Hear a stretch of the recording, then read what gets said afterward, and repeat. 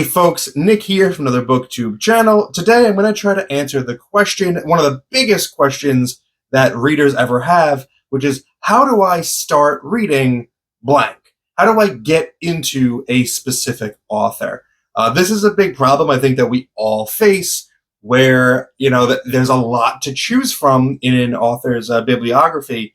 So what's going to be the one book that hooks me, that tells me whether or not I'm going to like the rest of this author's books. So that's how I approached this list. I didn't want to just pick like my favorite book of each author or the best book, objectively. What I wanted to do was select the book that is a really good, indicator of who that author is. It covers their tropes. It covers their favorite themes that they like to play with, and is also really, really good in the process. So that's going to be how I came to these decisions. I used my favorite authors, some of my top favorite authors, to populate this list. And the first one is Ray Bradbury, who I absolutely adore. He is, as I say, currently my favorite author of all time, because I love everything I've read by him. He is an exceptional science fiction writer. When he delves into horror, the horror is fantastic as well, but he also writes really beautiful, sweet stories. And I was trying to figure out which of his books encompasses all of that. Which one hits the sci-fi, hits the horror, hits the kind of bittersweet, tender notes. And I settled on The Martian Chronicles as the best starting point for Ray Bradbury. And why? Well, while this is, I guess, technically a novel, it's written in such a way that it's basically a series of short story vignettes that, when pieced together, all fall within the same, overall narrative.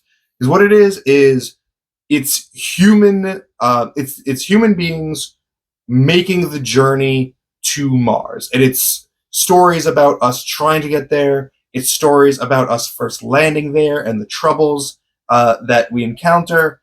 And then it's stories about our extended stay there. So, and there's no crossover in characters from chapter to chapter. It's just, a few years pass and now here's a new development. So it is kind of like a short story collection in that way, but they're all related by that central linchpin of man's journey to the stars. And there's a lot in here that is really beautiful, that's really frightening, and it's a cleverly written book. It's very easy and accessible to read, which is another reason I chose this one. I was going to go with maybe Fahrenheit 451, but that's a school book. That's a book that a lot of people read in school, and so they've already had a negative experience with it. And they're not going to change their mind on it because they were forced to read it when they were too young to really get it. So this is something that anyone, I think, should be able to read. It wasn't forced upon you in schools, so you should be able to just pick this up and enjoy it as it is. And I do think that once you get a taste of Bradbury here, anywhere you go from here, you can see, oh, I kind of got that seed from Martian Chronicles. So that's why I choose this for Bradbury's jumping on point. Next up is Neil Gaiman. I really love Neil Gaiman's books. I think his Sandman comic book probably is the best thing that he's ever done, but I don't think it's a good starting point for him, particularly because he's done mostly prose since then. So if you are a reader that's not used to comic books, to start with, a 75 issue series that he wrote at the beginning of his career, maybe not the best jumping on point. So I wanted to pick one of his novels. And the thing is, all of his novels, even Sandman, share a lot of the same ideas. Neil Gaiman is obsessed with gods, like what gives a god power, what makes them lose power, and how they interact in a modern world with just regular humans. He's not writing stories that take place like in a pantheon or in a typical fantasy realm. He writes urban fantasy. It's modern, just London, usually, or just like the countryside, and then he'll drop in this fantastical element of a god or a witch or something like that. And I think the book that is probably the most accessible way to get that flavor of Gaiman is The Ocean at the End of the Lane. This is a really wonderful book about a man recollecting his childhood, living, in a countryside, and a friendship that he struck up with a girl that lived in a nearby farmhouse named Letty Hemstock, and her very strange family. And he's remembering all of these like weird things that happened to him as a child that he's forgotten as an adult. Um, and it's a really moving, touching story. It's really great. It's really short. And it does give you a great sense of what to expect from American Gods or Anansi Boys or Neverwhere or Sandman, because he deals with a lot of the same themes in there, but in different ways that are really interesting. So Ocean at the End of the Lane, highly recommend this one as the jumping on point for Gaiman. Next up is Kurt Vonnegut. Kurt Vonnegut is maybe the only absurdist author that I really like. I've tried Douglas Adams, I've tried Terry Pratchett, and I didn't really vibe with either of them. But Vonnegut, for some reason, when he gets silly, I feel it. I love Vonnegut's brand of silliness. And that's, I guess, like the first thing that I want to impart on you. Before I read any Kurt Vonnegut, I did not expect him to be funny. He's got kind of a severe sounding name, and his most famous book is called Slaughterhouse-Five, which sounded like so dour and depressing. So when I finally read it, I was like, oh, this man is very silly. I love him very much. And every book of his is very much like that. And Slaughterhouse-Five would be a really good starting point. But if you're like me and absurdism takes some getting used to, it might not be your best starting point, which is why I'm choosing Mother Night as the way to get into Vonnegut. Because this is, I would say, maybe his most grounded novel. There is definitely Vonnegut moments of like coincidence and absurdism in here. And people will call him a science fiction author, but that's really kind of a misnomer because he's not interested in the science. He'll just throw in an alien invasion, just because just to shake things up because he thinks it's fun. There's no actual science to it. But with this book, there is no silly stuff like that. It's all just human coincidence. There's not really a science fiction aspect to this book.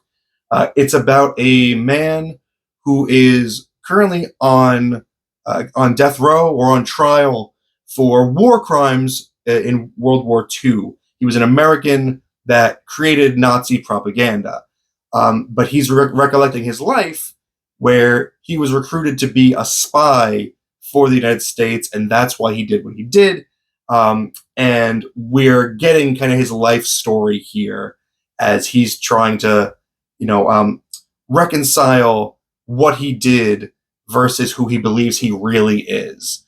And it's a really thought-provoking, great, great book. It is one of my favorite Vonneguts. I don't know that it's going to be yours, but it's a great, I think, starting point to give you that sense of who Vonnegut is as a writer, and it eases you into that world of absurdism without getting too silly off the bat. Next, we're going to talk about Brandon Sanderson, probably the hottest, biggest fantasy author in the world right now. He's got a lot of books, especially in his primary Cosmere universe, that these are all books that are kind of interweaving and connecting with each other. So where do you begin? How do you get started? Recently, he released Tress of the Emerald Sea, which I thought was a beautiful, terrific standalone book. And in my review of that, I did posit that it would be a good starting point for Brandon Sanderson. And I do agree with that still. I think if you pick that up right now, you would have a great time with it, and you wouldn't need his other books to kind of have fun with it. But it would help to have read his other books first. It's also maybe not the best intro because it's a very different writing style from what Sanderson usually puts out.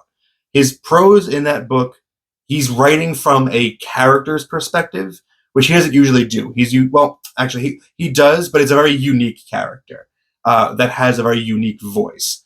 And typically, Sanderson's narrative style is a lot more utilitarian and not quite as lyrical.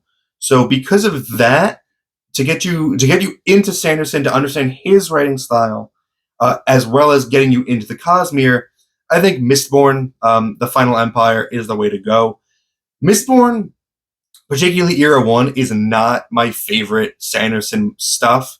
I honestly don't love books 2 and 3 in this series, but Mistborn is an excellent starting point because it gives you everything you need to know about Sanderson. About this is a man who loves writing magic systems and is great at coming up with magic systems.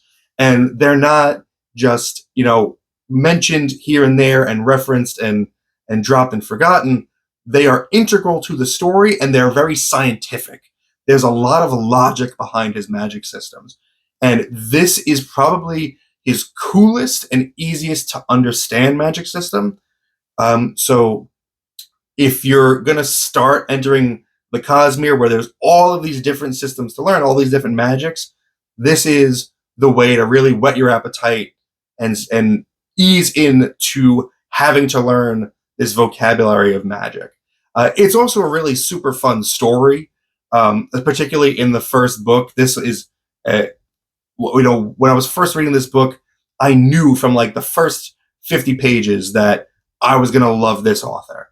And I was really going to dig it. Even though I didn't like the next 2 books as much, I couldn't think of starting anywhere else other than Mistborn for Sanderson. And finally, I want to talk about my favorite horror author that's currently active, Paul Tremblay. Tremblay is defined by his use of unreliable narrator and ambiguity in his works to make the reader kind of second guess what's being described to them and what's going on. It's a recurring theme in basically every single one of his books, even before his days of horror, when he wrote the Mark Yanovich detective novels. There was an element of unreliable narrator in there because the character had narcolepsy, so he would fall into these micro sleeps and maybe think he was dreaming or he couldn't tell what was real and fake. It's something that Tremblay goes to time and time again. It's definitely a trope of his writing. It's one of the reasons why he's one of my favorite authors, because I love that trope. I'm a real sucker for it. And I think the best example of it in his books is A Head Full of Ghosts. This was the first horror novel that he published. If you ask a lot of people, it's still his best. It's right up there with me. It is number 1. It's this and Survivor Song kind of jockeying for first place. But this is absolutely fantastic. This is unreliable narrator ratcheted up to 11. But it never feels confused. It never feels like it's trying to fool you or it's withholding information. It lays everything out on the table, but it gives you these 3 different perspectives, and it gives you all of this extra information, all this extra context that just perfectly makes you question what's going on here. And to give you just a quick synopsis, it's about a teenage girl who's allegedly possessed by a demon, and a reality television crew comes in to kind of film her experience and film her exorcism. And so because it's a reality TV show, it brings in the question of how much of this is staged? What's really happening? It's also being recollected by a woman who at the time was 8 years old. It's the possessed girl's sister.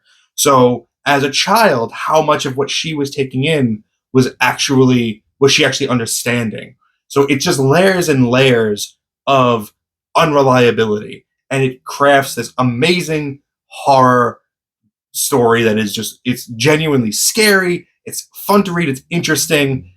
This is a book that you can read in one sitting, and it gives you everything you need to know about Paul Tremblay, and hopefully you read the rest of his books after this, except Paul Bearer's Club.